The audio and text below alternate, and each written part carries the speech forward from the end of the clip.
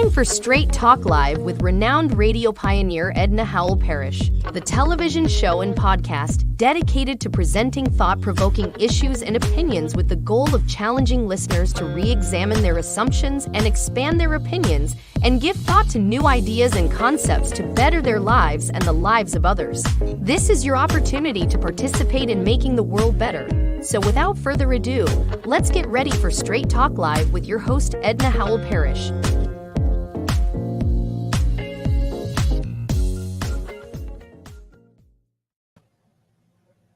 Hello, everyone. How are you this afternoon? Welcome to the show.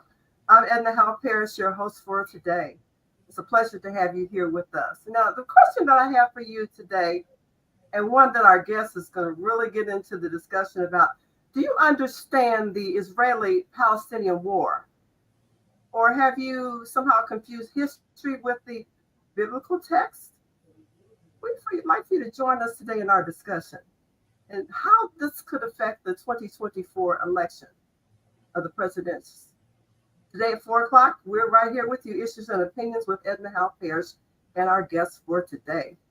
Our guest is the one and only Dr. John H. McClendon III, Professor of History of Philosophy, Philosophy of Race, Social and Political Philosophy, and many others from Michigan State University. Welcome, John, to the show. Thank you. It's my pleasure to be back again. Don't leave any of the philosophies off. Or any of the histories off today. Yes, we have a lot to talk about. It's a very exciting time for us to critically examine the developments that take place that are so deeply rooted in history and the philosophical perspective that we have to critically examine what's going on.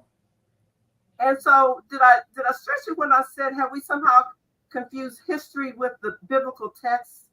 And people think no doubt there is a narrative, if you will, a master narrative that centers on the whole question of the origin of what developed in 1948 as the State of Israel, which as a justification on the part of those who settled this new state was an argument based upon biblical text. And of course, for a number of our own people as African Americans who have been entrenched in the indoctrination of biblical literature, they tend to conflate, that is, mix up history with what is biblical text. The Bible is not a history book, and that's important for us to understand. In my book, Philosophy of Religion and the African American Experience, Conversations with My Christian Friends, I have a complete chapter that goes into the whole question of the Bible as not a history book. Thank you for joining us this afternoon. Be sure to like, share, and subscribe to the program. And when you subscribe, that doesn't mean you're joining or paying any money. It just means that you'll be notified whenever we're on live or something happens and we have something additional to give you in information. That means that when you're subscribed, then you're part of the show. So it doesn't cost anything to do that. It also helps us with our algorithms and to let people know that we have people that are watching the show. So that truly is important. We're going to talk about the whole issue of understanding this Palestinian War and how this could affect the presidential race, because both presidential candidates, Trump as well as Kamala Harris, they strongly support Israel on both sides. But this puts them at odds with young people, because the increasing numbers of young people don't really support Israel. They support the Palestinians.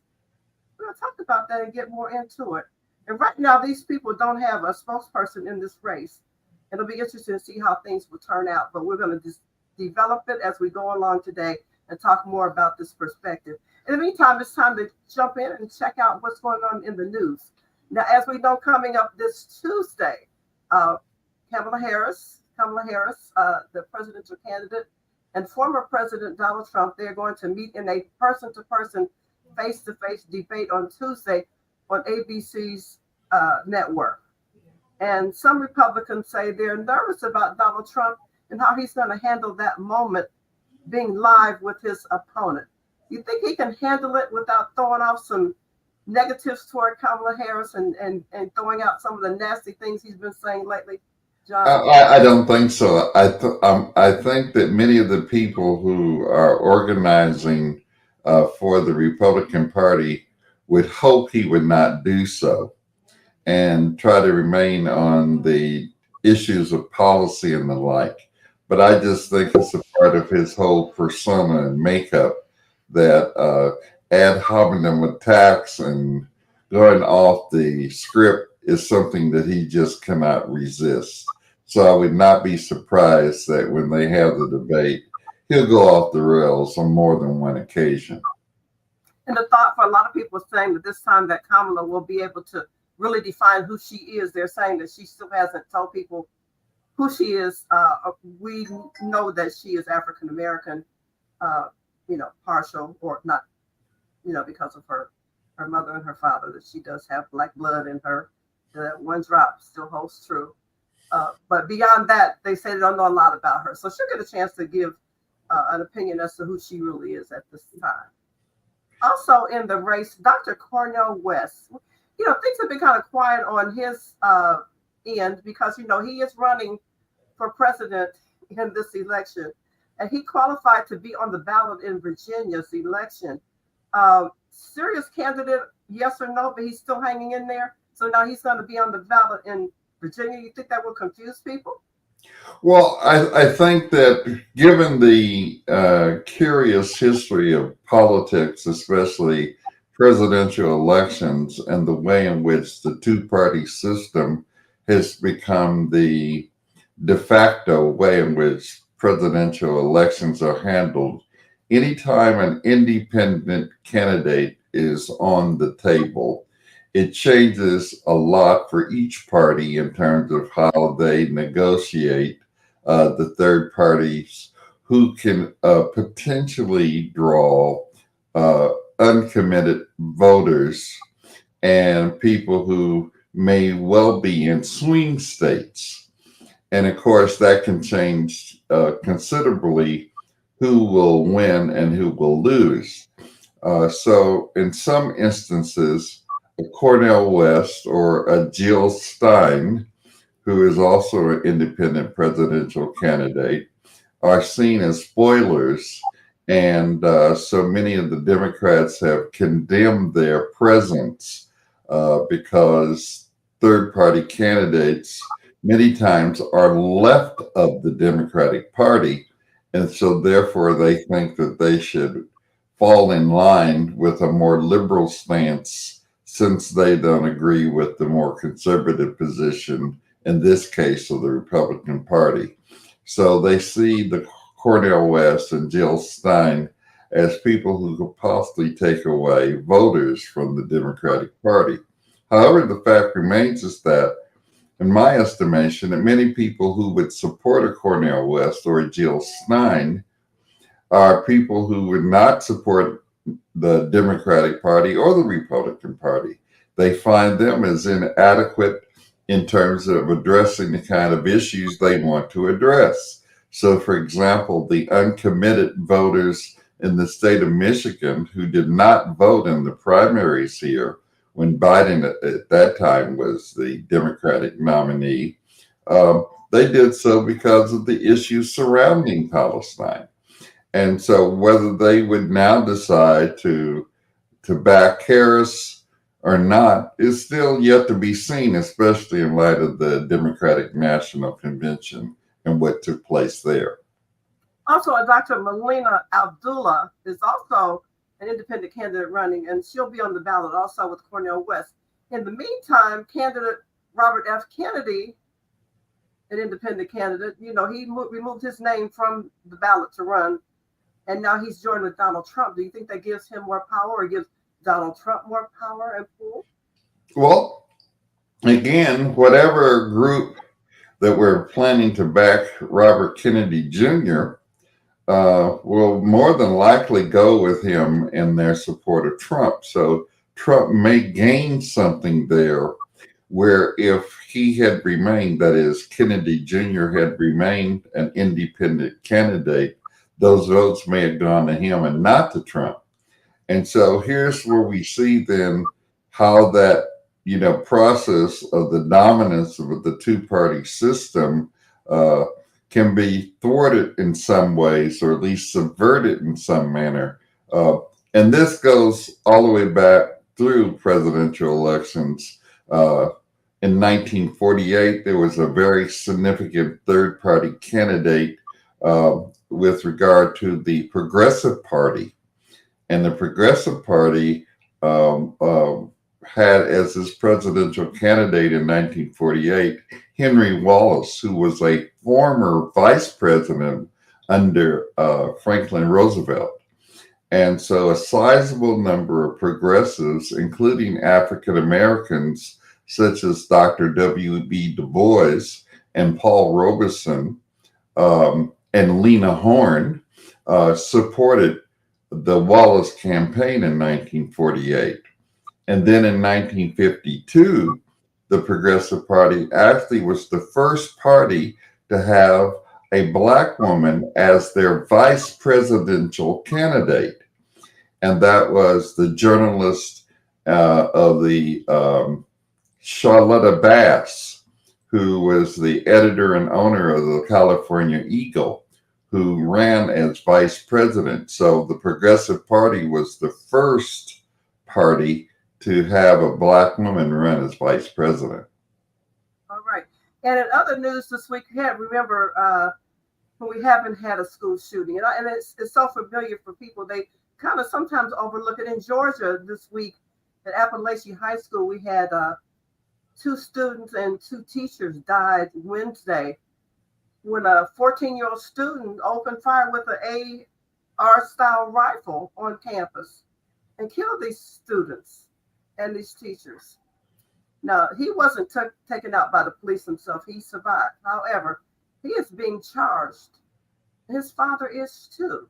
Now, panel discussion that featured Jamil Hill, who we know as an interesting journalist, she brought up a topic and brought back a clip with the late Montel Williams. So, Montel passed away several weeks ago, but he would happen to be on this show and talked about the issue of parents being held responsible for students shooting and killing people. We'll talk about that, John, and let you get a comment in on that one as well. Let's take a listen. Last night on this very show, sitting right where you are last night, Montel Williams, without knowing any of this, without knowing that this weapon wasn't just in the house, but it was given to this kid. This is what he said. Let's start holding these parents more accountable. Let's start locking those parents up for 15, 20 years. Then we're going to start seeing at least responsibility in the gun ownership world. That is the question tonight. 4 counts, not manslaughter. He not just manslaughter, because he's facing involuntary manslaughter, but he's also facing murder charges, straight up murder charges. Will this make a difference? I mean, to be honest, it does in some ways. And let me just say, I don't have kids, right? Okay. And I'm not saying that you having kids or not having kids means that you can't be a part of this conversation. But the part that I worry about the most is whether or not it's a slippery slope. I think in this case, the charges are fair, because even if this was the most responsible child of all time, why would buying a military-style weapon be a good idea to put in the hands of a 14-year-old, any 14-year-old? I don't care if they got straight A's. I don't care if they come home on time, eat their veggies, say their prayers. It doesn't matter. That is not the type of weapon that belongs in any child's hands. But I do think... That's, Jamil, you're right. Why would buy a 14-year-old an AR-15 style rifle a good gift to give a kid? That father should be prosecuted to the fullest extent. Now, the kid will be going to prison more than likely, and he won't get any parole. He'll face life in prison. But that 54-year-old father, he's going to get the max 180 years in prison for his 4 counts of involuntary manslaughter. Should the father be charged? Should parents be charged when kids? No doubt. You have... Body? no doubt you have a parental responsibility, and parents have the authority to exercise under the law. That's why minors are treated differently than adults under the law, because decision making is a process of maturation. There are certain levels of maturation you need to make decisions about safety, responsibility, and those kind of questions are ultimately a matter of parental authority. My dad used to say to us, if children didn't need parents, they would be born grown. And there's some wisdom in that, because it is our responsibility as parents, and let me say further than that, as significant others, where we may not be a parent, but be an aunt, an uncle, or an extended kinship relationship where we are mentors and significant others to young people, to give them the kind of advice, and in times when they need criticism and even punishment, to do so, because they are growing human beings who are maturing to adulthood, but not have reached that. So I agree in this instance that would apply. Now, I know in the past, in certain instances, young people were given like air rifles, BB guns, and even in rural areas where children were involved in hunting and the rest. But in those cases, what I found, in many instances, gun safety, how, when, what you should do, how you should care for the weapon, was all a part of learning to hunt. And so it wasn't an AR. It was a hunting, rifle or a hunting shotgun that you learn to use and to respect because of the dangers and implications of its use. A gift for a kid, a bicycle, something practical, but an AR-15 rifle that you could take out and then shoot up, kill people. I know there were issues in the home with the parents separating and that kind of thing, but I mean, when you got a kid that's depressed and had already made some issues about calling in maybe for a shooting up the school a year or so before, and the father was aware of that. So yeah, definitely press. Father needs to go. Well, in another little story, do you eat Doritos? Do you eat Doritos? Say that again, please. Do you eat Doritos? On occasion. Okay. My family likes Doritos, so we always have a bag or so in here on occasions. Interesting story that I saw. So the dye in Doritos is used in an experiment, like a magic trick, they say, and it created see-through mice. It can make the skin transparent in mice. And the researchers at Stanford University detail in an issue of Science magazine, the September 6th issue, how they were able to see through the skin of live mice by applying a mixture of water along with this tartarine, a bright yellow-orange food coloring used in Doritos and other food, drugs, and cosmetics. After they tested the dye on mice, the tissue samples, they saw some things that were interesting. They tested it on raw chicken breasts, and they rubbed the dye in the water solution onto the skulls and abdomens of mice, and definitely you're able to see through it. So they don't know what could happen to humans if they put that on our skin. So I don't know if that's not saying that Doritos are safe or not. I don't know. I just thought that was an interesting story. Well, the FDA has some very strange rules about what is feasible for eating and the like. So after hearing that, I may stay away from Doritos for a while. I'm not telling folks to do that, but that's an interesting story. If it made the mice skin transparent, Lord knows what it could do to us. I don't know. I'm just saying. Call me, folks, on that one. Well, this week, Supreme Court Justice Ketanji Brown Jackson been in the news. She has a new book out. One thing that they interviewed her about was the whole issue about the ethics of the Supreme Court.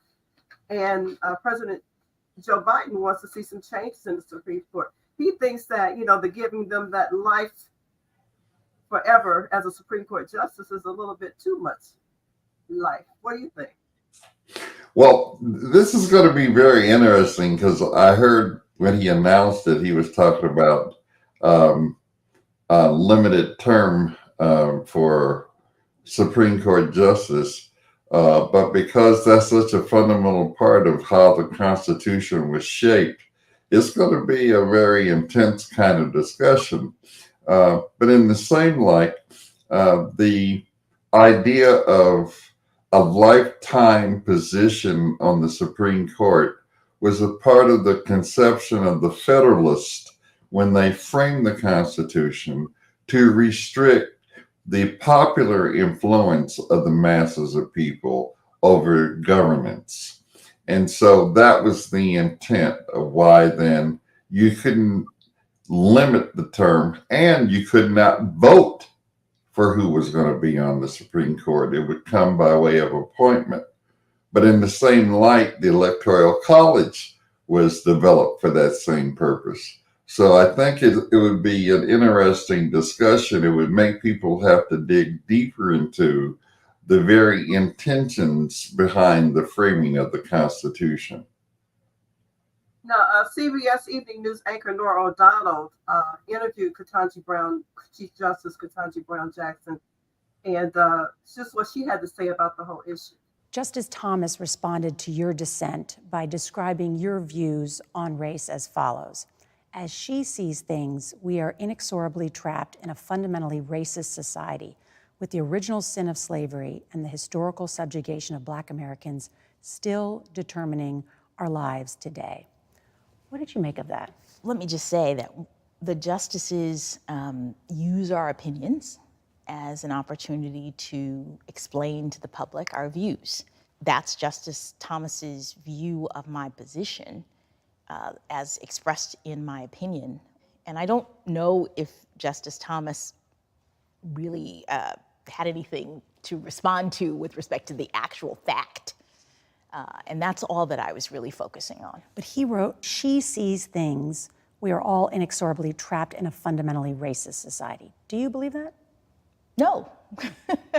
No, and my opinion didn't say that. Yeah. My opinion said, look at where we've been and understand what affirmative action was designed to do. We still exist in a society in which the gaps that were initially created as a result of slavery, as a result of Jim Crow, exist. And that affirmative action, for example, was really a response. Now, Jackson Brown is the first African-American female justice on the Supreme Court, and she joined the court in the year 2022. Her memoir, Lovely One, is now on sale, and Lovely One is based upon her name that her parents gave her. Do you think that the Supreme Court does need some fine-tuning? But do you see what they did this year? Does it just upset the whole apple cart over a lot of things? We don't always have to agree, but some of the things, this whole issue of making, I won't say the word, this is correct, Trump king for life. That's just my opinion. In other words, he wouldn't be able to be charged for anything that he did while being president. Too much? Well, again, that's why you have to go back, I think, and it's very important to have the opportunity to study constitutional law. I teach a course in the philosophy of law, and we go through some of these things. And what I point out to students is that when the Constitution was framed, it was not framed with the intent that democracy would be something that would be from the bottom up. It would be a notion that would have class as well as racial and national implications that would lock people in certain positions and keep other people out of those positions. It would lock in a Supreme Court justice for life through appointment by way of the executive branch, the President of the United States. On the other hand, the intent of the law was to establish an institution called slavery. Slavery was never debated at the Constitutional Convention as a matter of whether it should or should not exist. It pre-existed during the colonial period. The question was, how would it be managed? That's what they debated. So you had the 3/5 compromise.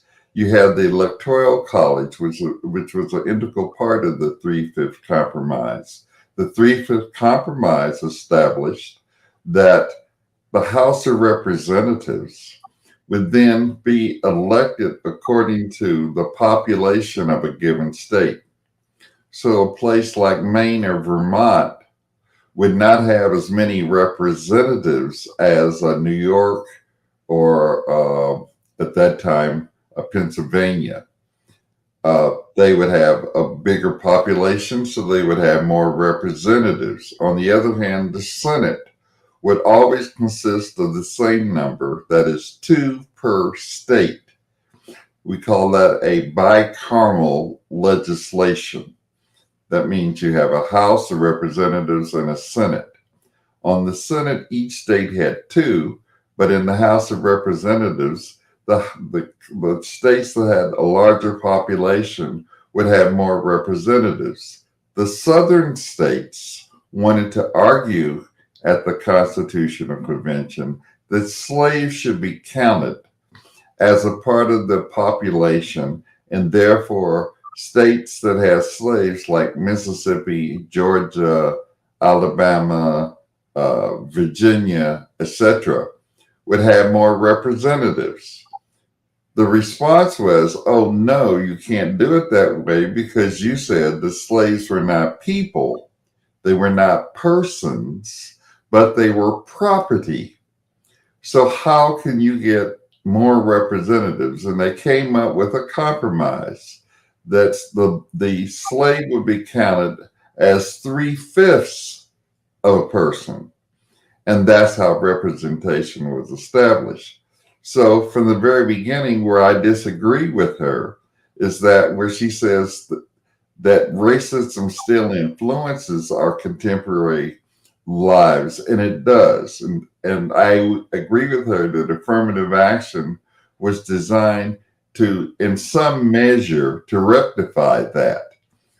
I used to belong to an organization at another university, and one of the slogans that came out of that was that affirmative action was not reverse discrimination, it was the reversal of discrimination. So she's correct there. However, she didn't want to go on public and say that racism is at the anchor of this country. It is. And we cannot escape that fact. We cannot escape the fact that if you were a slave at the time the Constitution was written, that if you tried to run away from slavery or resist and rebel against slavery, as in the case of Nat Turner, or run away from slavery, as in the case of Harriet Tubman and Frederick Douglass, that you had in fact committed a federal crime. That was a federal crime, which led later in 1850 to what was called the Fugitive Slave Act. So it made it a federal crime. So when the Dred Scott decision was made in 1857, Chief Judge Taney said a black person had no rights that a white person was bound to respect, because the very beginning, the Constitution itself had established that white people were superior and that black people could not be, in principle, citizens of the United States, and hence the 13th Amendment. So I disagree with her on that. It is anchored into the very fabric of this country, because capitalism, which was the political economic system that was foundational, was immersed and grounded in enslaving and trading in slaves. They extended that to 1808 in the Constitution, the slave trade, though it continued right up to 1860. But slavery was foundational, and that's why it took an amendment to the Constitution, hence the 13th, 14th, and 15th Amendment. Our guest today, Professor John H. McClendon III, Michigan State University, very well versed in the topics of history, philosophy, social studies, science, race, you name it. Thank you so much, John, for that. I really appreciate it. You know, our show today, basically, we had given people the issue that we were going to talk about, the Israeli-Palestinian War, and what's behind the political shift in the U.S. around Israel and Palestine, and how it might affect the 2024 presidential race. Both the presidential candidates, Harris and Trump, strongly support Israel. Who supports the Palestinians? And that's what we're going to be talking about. And whose side are you on? I'm asking people that are listening and viewing today. Whose side are you on? Are you on the side of Israel? Are you on the side of Palestine? Do you understand the whole issue? A lot of times it is difficult to understand. And John, you're the perfect person to talk about this. And when I asked at the beginning of the show, do people have their biblical history confused with what real history is about when it comes to Palestine and Israel, and who's there to support the Palestinians? And what does the Bible say about Israel and Palestine at war?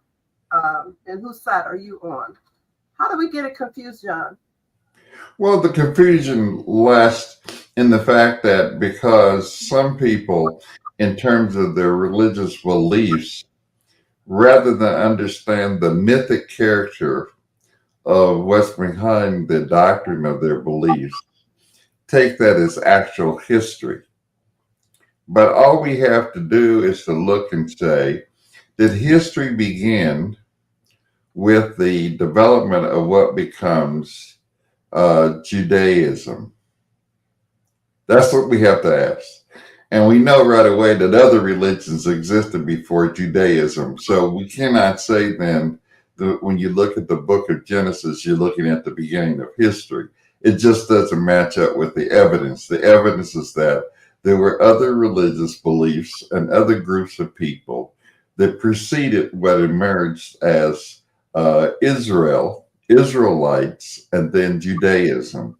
And if we understand then the kingdom of Israel in terms of its mythology, we likewise would have to accept other groups and their mythology and how they came into being, because all mythic depictions of the ancient past begin with that particular group as the original people. And so if you look at Igbo mythology, if you look at Yoruba mythology, if you look at Greek mythology, if you look at Roman mythology, it all begins with that group of people. So you have to say, well, we can't rely upon myth. We have to rely upon history. We even have to rely upon things like archaeology, where we may not have written records or limited written evidence, but we have archaeological artifacts that can tell us something about earlier groups of people who existed over time. And so that's where the problem lies, I think, for many people. They take it as literally history. Well, when did the fight over the land in the Gaza, when did all that begin? Sure. The establishment of the State of Israel began in 1948. Now, the context has to be seen in terms of British colonialism. Britain had control of what was known as Palestine. And having control over that area for a number of decades.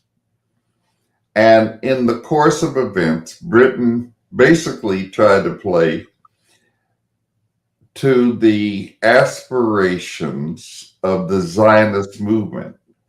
Now, be aware that not all Jews are Zionists, and agree with the ideas of Zionism, the idea of setting up a Jewish state in what is now Palestine. But even the Zionists initially did not carve out Palestine as that place. One of the places they actually looked at as a possible settlement was in East Africa, which would surprise a lot of people. But some people say, well, maybe we should go to East Africa. But then if you think about the Genesis account and the origins of humankind and the whole idea that human beings began in what we know as East Africa, you can see then why that was a consideration in terms of what that would be. The Garden of Eden would be in Africa. Interesting thought there. Very interesting thought.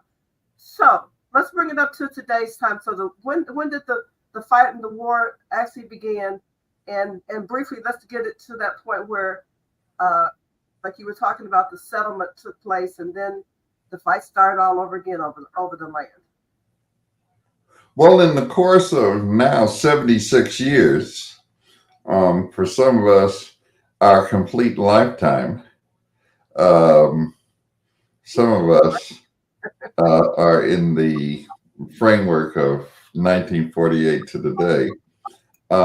We recognize that the settlement process, as all settler colonies, is always faced with the problem of how do you justify and legitimate the settler's existence. And there are two general principles that generally are articulated as a justification. One, the space is empty, there's no one there. And two, there's some higher moral principle that compels the people to settle. So whether it would be the Puritans who utilized this whole idea of religious freedom and providence. That's why even today you have a state called, a city in Rhode Island called Providence. There was this whole messianic conception of the settlers representing a new life, a new way, and God was behind it. That's why you hear people always say, God bless this country. So there's a providential factor. Settler colonies always do that. And the argument about no one's there helps ease that, because if it's just empty land that no one's really there, we can just move on in and move into our new Garden of Eden and go from there. Well, of course, indigenous people occupy the world, all over the world. So if you're going to settle, you got to get rid of the indigenous people. That's what happened in this country. That's why you had the genocide of indigenous people throughout the Western Hemisphere, not just the United States. That's why today you can find Taino Indians in Puerto Rico. I should say Taino indigenous people in Puerto Rico. The whole idea that Indians are in the Western Hemisphere was, of course, the mistake people make when they think that Columbus landed in India rather than the Western Hemisphere, but that's another story. So what we see then is that indigenous people were slaughtered. In fact, a Catholic priest who saw this slaughter cried out when he saw this take place and said, rather than kill off all the indigenous population, why don't you import African labor? Bishop Bartholomew Lacasas, who was a Catholic priest, is the person who spoke out and said, rather than kill the indigenous population, bring those strong Africans over and let them do the work. Now, we know that in the Western Hemisphere, the indigenous people were wiped out. In Palestine, there was two things that happened. There was a process of ethnic cleansing, that is, the removal of people from the area. And so nearly 1 million people were pushed from their homes and forced in other countries that border what became the State of Israel in 1948. For those who weren't pushed from their homes, they were then dominated by this state that was a state only for those who were Jews. So then imagine what happened in the United States, where indigenous people were not considered citizens of the United States, but they inhabited what we call reservations, a nice word for concentration camps. Concentration camps were not new with Hitler. They were in the United States from the very beginning when they came up with reservations. We have to be clear on that. And so settler colonies justified their existence that way by ignoring the humanity of the people who reside in the territory that they take over, whether it be South Africa, the United States, Australia, New Zealand, or what we know today as modern Israel. So that's what took place. And so as those millions, nearly 1 million people are pushed out, that allowed then Jews who just simply said, I'm a Jew, so therefore I have this right based upon biblical scripture to return to the homeland of Jews, which now became the state of Israel. And so in the law of Israel, there's something called the right of return. If you can authenticate the fact that you are a Jew, then you're allowed to come back. However, the Palestinians who remain refugees now for 76 years or less are not allowed to return to their land, their property, their homes. So that's interesting. So who keeps this war going on? Who finances this? Israel is over here. This is your country. Why can't you just stay there, leave the Palestinians where they are, and don't try to encroach upon their land? Why do they want the Gaza Strip, and why do they want the Palestinians' land so bad? Well, understand this, that once the state of Israel was established in 1948, there have been a series of wars by the Zionists against their Arab neighbors who saw the intrusion of the Zionists as, an imperialist intrusion of expansion. And so they had a number of wars, and one war took place that was very important in 1967, and that was called the 7-Day Wars. Now, that war was important because beyond what the United Nations had established as the territory that was to be Israel, they expanded into the territory that the United Nations had established as Palestinian territory, because they had to redivide up Palestine in order to establish the state of Israel. And so some of that territory that they were able to conquer in 1967 became occupied by Israel. And part of that was Gaza, where we're talking about in the news today, and the West Bank.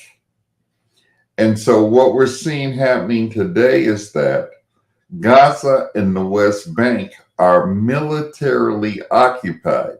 That's why when you look at news reports and they talk about the occupied territory of Gaza or the occupied territory of the West Bank, what we have to be clear about is that occupation means military occupation. There's a military force from Israel who dominates the area, and that's what the people in Gaza are fighting against. So why is the U.S. so involved in Israel? And why is the American presidential election based so much on Israel? And why is it that even in our Congress and people in House of Representatives, they're so involved in this issue that they don't want people to speak out? Even the recent Democratic convention, as you were saying, the protesters were outside, and they even refused to let the protesters come in to even have their say to speak on this issue. Correct. And the reason why the United States has always been, United States played a seminal role in the formation of the United Nations. So understand that the headquarters of the United Nations is in New York. Yes. And that the United Nations, when it was formed, was heavily favored by the United States presence and its power It sits on the Security Council. The strongest component of the United Nations is the UN Security Council. And so what happened was that when Israel was established, it was foreseen as a beachhead of military, geographical, strategic interest. Why? Because during the time in which Britain was withdrawing its presence from that region, something was discovered of immense value: oil. And then it was discovered that this region of the world was the richest region known at that time for oil. And that became then an important geopolitical strategic interest of the United States. So the state of Israel becomes very important in that regard, because many of the neighbors of Israel who were opposed to the state of Israel were not in the hip pocket of the United States. And so the United States had to find a way then to have a presence in what is known as the Middle East and the Gulf area. And so that's why Israel became then one of the chief allies of the United States and became an integral part of U.S. foreign policy. Why was it important for members of the House of Representatives to be able to speak out at the Democrat National Convention about the issue of Israel and Palestine? And why was it so important that the Democrats kept people from speaking out at the convention? Yes, and the reason why is because regardless to what party, whether Democrat or Republican, Biden's position regarding Israel was no different than Trump's position prior to Biden winning the election. While they disagreed on a number of other issues, they were solidly, consistently giving public pronouncements of their support, unequivocal support of Israel. As you may know, Donald Trump actually went over and gave his okay that Jerusalem should become the capital of Israel. And that was a very bold move, because Jerusalem was considered to be neither Jew nor Muslim nor Christian. It was to be an area that all religious groups would see as holy territory.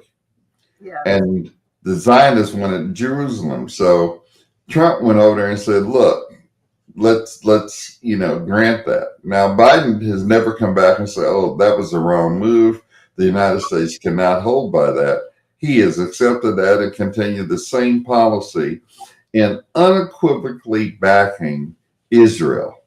So what's happened now is that those who are uncommitted Democrats, and it happened in the primaries that uncommitted Democrats in the state of Michigan did not vote in the primary. This is when Biden was still on the Democratic primary ticket. They did not vote for him. They stayed silent to voice their disagreement with Democratic Party policy in Palestine and the ongoing genocide that has been taking place. And so that created a very important political schism within the Democratic Party. There were others, however few, who spoke up, like Cori Bush, the congresswoman from Missouri, from St. Louis, and Jamal Bowman from New York City. AIPAC, the lobbying group on behalf of Israel, spent millions of dollars to make sure, and this is in the primary, so this is not a Democrat versus Republican election. This is Democrat versus Democrat election. They supported other Black political figures within the Democratic Party that was in line with Zionists and Israel. And they spent they spent a record amount of money in the millions to support these opposing candidates. So what we see now when we get to the Democratic National Convention is an attempt to silence that dissent, because the Democratic Party understands that a decisive element regarding the money that backs campaigns and elections comes from AIPAC. And so from Hillary Clinton to Kamala Harris to Joe Biden to Donald Trump and to other Republicans, they are all solidly in the camp with Israel. And so this is why you don't see any questions. I see. In the time that we have left, I did want to get in a comment from a representative, state representative from Georgia, who was outside the Democrat National Convention, really upset because they didn't get a seat. They wanted to speak out. Last night on this very show, sitting right where you are. Wrong one. I'm so sorry. Pardon. So what I'm about to read to you is frankly very sanitized. It was meant to have an opportunity to represent a Palestinian voice, but I'm incredibly dismayed because we came here to offer a gift. We came here to offer an opportunity to bridge the gap between our party and our voters, because when you looked around that convention, everybody, you literally looked around, so many people wearing their pins, their kufiyas, their flags. It's very unfortunate. My name is Rua Roman, and I'm honored to be the first Palestinian elected to public office in the great state of Georgia. That's right. And the first Palestinian to ever speak at the Democratic National Convention. My story begins in a small village near Jerusalem called Suba, where my dad's family is from. My mom's roots trace back to Al-Khalil or Hebron. My parents, born in Jordan, brought us to Georgia when I was 8, where I now live with my wonderful husband and our sweet pets. Growing up, my grandfather and I shared a special bond. He was my partner in chief. Whether it was sneaking me sweets from a bodega or slipping me a 20 into my pocket with that familiar wink and a smile. He was my rock. But he passed away a few years ago, never seeing Suba or any part of Palestine again. Not a day goes by that I don't miss him. This past year has been especially hard as we've been moral witnesses to the massacres in Gaza. I've thought of him, wondering if this was the pain he knew too well.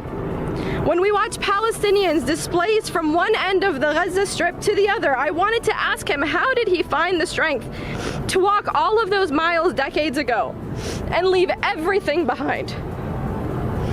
But in this pain, I've also witnessed something profound. A beautiful, multi-faith, multiracial, and multi-generational coalition rising from despair within our Democratic Party.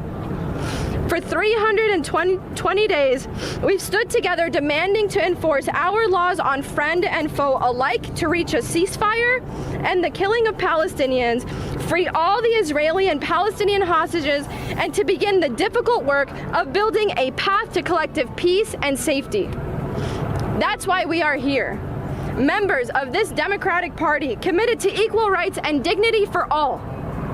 What we do here echoes around the world. They'll say this is how it's always been, that nothing can change. But remember, Fannie Lou Hamer shunned for her courage, yet she paved the way for an integrated Democratic Party. Her legacy lives on, and it's her example we... All right, Ms. Roman, fighting Fannie Lou Hamer.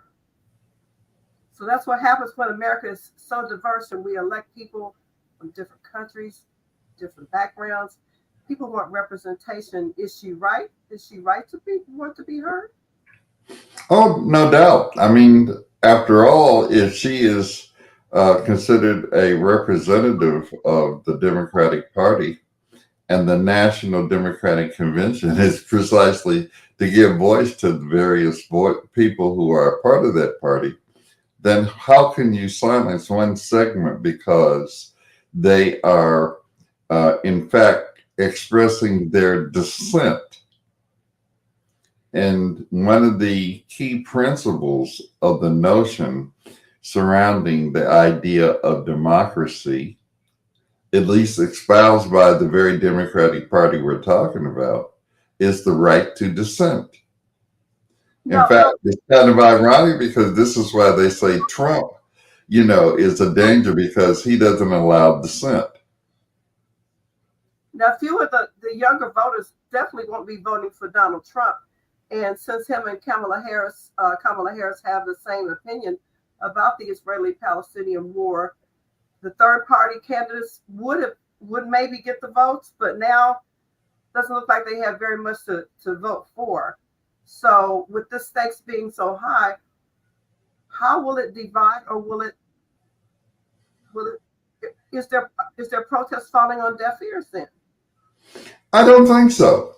I think what we have to understand, and this is where the media comes in, and why your show plays such a pivotal part in offering an alternative, is that the mass media, the mainstream media, has been silent in talking about the rising dissent and protests that have been taking place and giving justified coverage that understands that, rather than to merely accept the repression against those who are dissenting. This is what happened with Miss Hamer.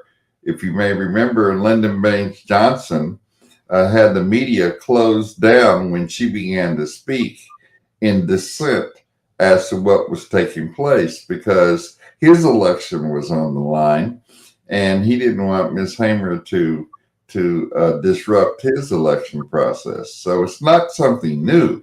It happened in '64 and it's happening today. And so what we have to understand, we have to continue to raise those issues and make them public knowledge. Today, what we see, that repression is so intense that they're even firing Ivy League university presidents, the presidents of those institutions, who have allowed the demonstrations to take place on their campus. They recently fired the president of Princeton University. I found it interesting that every time I see Eddie Glaude on MSNBC, I haven't heard him make one statement about how they treated the woman who was the president of Princeton University, because he's staying in line. He's not going to say anything that's going to jeopardize his position. So this is why your reporting is so important. Thank you. A lot of people will watch the show in the repeats and reruns that will be playing over the weeks and times. So if they are watching live, the reruns will always be there. In conclusion, John, we're about to wrap up the show. Just a few seconds that you can give your concluding remarks on today's topic. Yeah, my concluding remarks are this.